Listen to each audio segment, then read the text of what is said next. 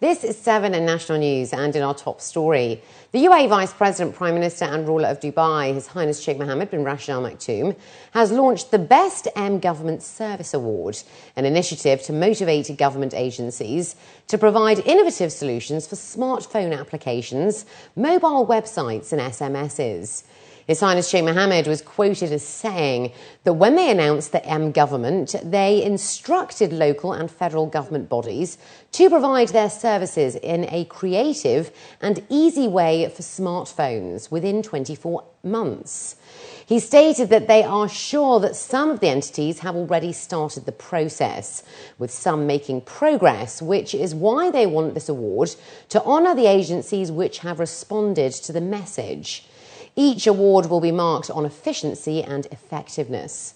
The Best Government Service will fall into the following categories: Best Government Service Award on the federal level, on the local level, on the Arab level and on the global level, as well as Best Government Service Award for students from universities in the UAE, which is worth $1 million dirhams.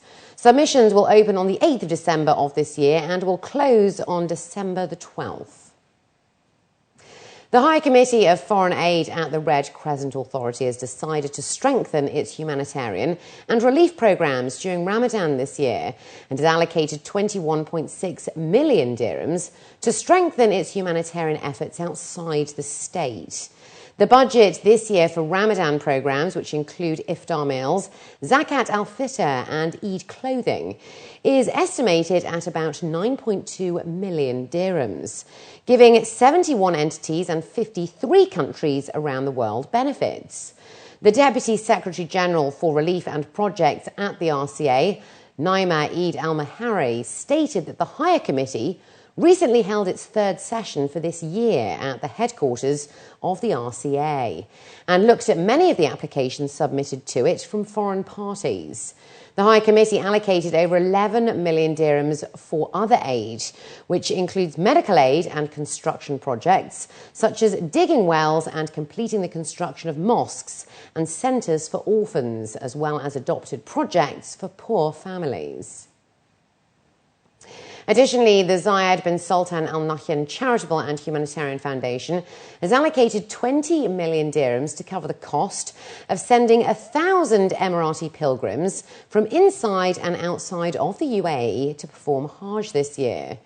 This year, 15.6 million dirhams has been allocated to UAE citizens and 4.38 million dirhams for UAE pilgrims from abroad. The Director General of the Foundation, His Excellency Ahmed Shabib Al-Dahiri, revealed that the total amount spent by the Foundation on the Pilgrim Programme within the state since 2005 has reached 90.5 million dirhams, aiding 5,189 citizens. The total amount spent for pilgrims out of state is 23.3 million, benefiting nearly 3,200 UAE citizens resident in more than 59 countries. 178 cases of hepatitis C out of 6,000 people have been identified from December last year to May of this year, off the back of the National Hepatitis C campaign. The news came as charities and NGOs were acknowledged today by the Emirates Gastroenterology Society for their work towards supporting hepatitis C patients here in the UAE. The society is a part of the Emirates Medical Association and commended the NGO efforts through a charity thanking day held at the Palace Hotel, downtown Dubai. Over 80 NGO representatives from the Red Crescent Authority and Zakat Fund, among many others, attended the event, having worked for years on creating awareness on the condition, as well as providing support to those with hepatitis C.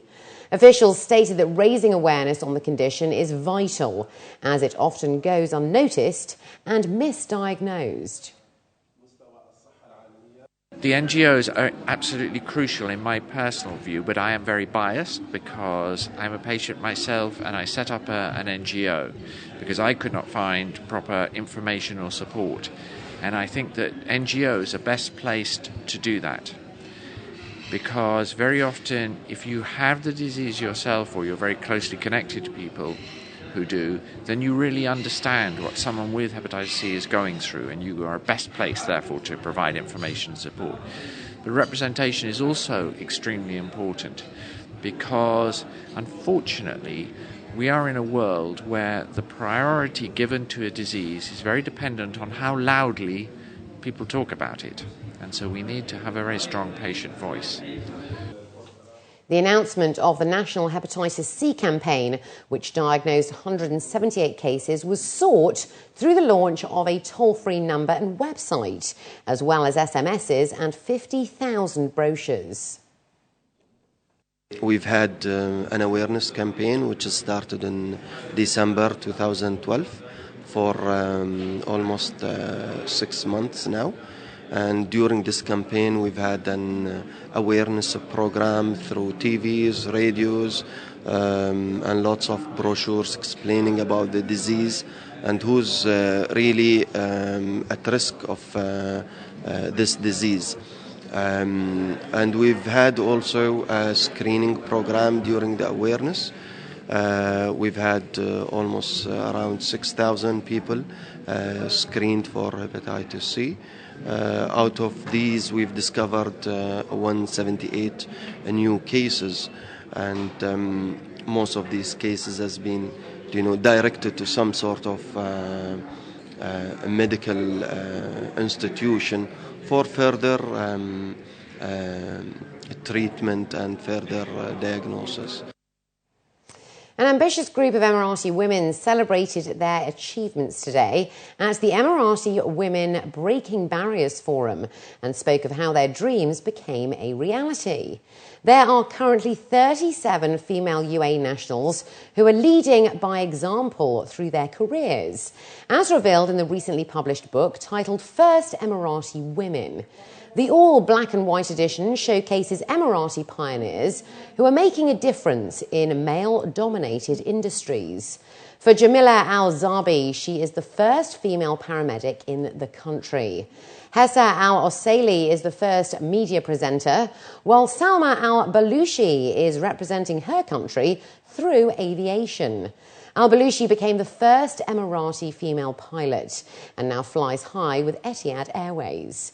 The ladies spoke of the challenges they were faced with at the start of their journeys and how there were several restrictions along the way. However, now society is changing and women are being pushed to pursue their desired careers. The first challenge to let people accept it as is a major osmosis, like more than 90% is male. So you want to give that image to the people to accept you to be an aircraft engineer and work between the men. So this is the more challenge, and I think by faith and study and teamwork, I'll make it easier for them to accept it. Yes, have the faith, have the dream, trust your family because they know better than you in this life, and try to work hard to get to what you want and reach it. The forum was organised by a team of fourth-year corporate communications students from Dubai Women's College. Alia Al-Samaiti, a student at the college, says the ladies are role models for today's youth. Of course, they're role models because they're the one who broke the barriers. The main reason of our title of the event, Emirati Women Breaking Barriers, is because they're the ones who broke the barriers. So, of course, they're role models to us and Emirati women to go after our dreams and achieve what we want, no matter how hard it is. Well, I'm graduating soon, like in a month. So one of my dreams is to be like a big star in corporate communication because I'm studying corporate communication and I'm one of the first students to take this major in the whole UAE. So I'm looking forward to serving my country and representing it. A call to reduce the speed limit on UAE motorways has been put forward by the General Department of Traffic of the Dubai Police, according to reports. According to a local daily, the proposed limit has been put in for 110 kilometres per hour, reduced from 140 by the Director of the Department, Major General Mohammed Saif Al-Zafin, in a bid to reduce traffic accidents. Al-Zafin was quoted as saying that there is an 80 km/h difference between the minimum and maximum speed limit on the roads, from 60 km/h to 140, which contributes to the number of accidents, especially seen on Emirates Road and Sheikh Mohammed bin Zayed Road. Off the back of this, he has called for a 20 km/h rise in the minimum speed limit on the Sheikh Mohammed bin Zayed Road, Al Khail Road and Dubai Al Ain Road. And looking to other news now, Bollywood superstar Bipasha Basu launched Indian jewellery brand Jilly on a Sunday evening, which is a part of the recently announced tie-up of Gitanjali and the Paris Gallery. The newly opened Gitanjali outlet in the Paris Gallery store in Dubai Mall is showcasing a whole new range of diamonds and jewellery. And at the launch event, the model turned actress and now brand ambassador of the Jilly brand by Gitanjali, Bipasha Basu spoke about her love of jewellery.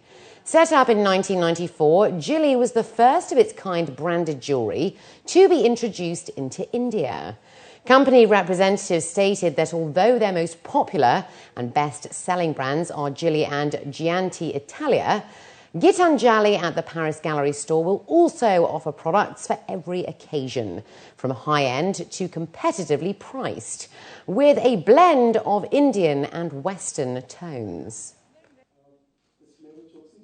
Today we are so happy that we have Jilly here in Dubai and catering to basically an international taste for all women. It just doesn't have to be Indian women, it's for every woman.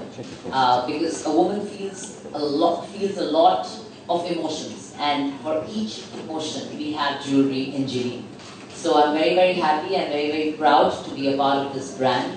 And I would really like to thank Mr. Choksi for spearheading this and getting the Gitanjali group out there everywhere in the world, and especially in Dubai, which is the mecca of shopping. When I want to shop, I come to Dubai. So to have your brand here, I think it's fantastic. We have announced a major tie-up between two of the biggest brands. Gitanjali is a $2.5 billion group from India, and we have tied up with many of our brands with Paris Gallery, which is the biggest luxury retailer of Middle East. And we are proud to be associated with them. And this press conference was specifically to announce our tie-up with Jilly brand, which is one of the first and oldest brand of India and endorsed by none other than the most famous fashion icon of Bollywood, Bipasha Basu. So she was here, and she has added the glitter and glamour to this entire event. And I'm sure she's going to bring in all the good luck charm to our nice association.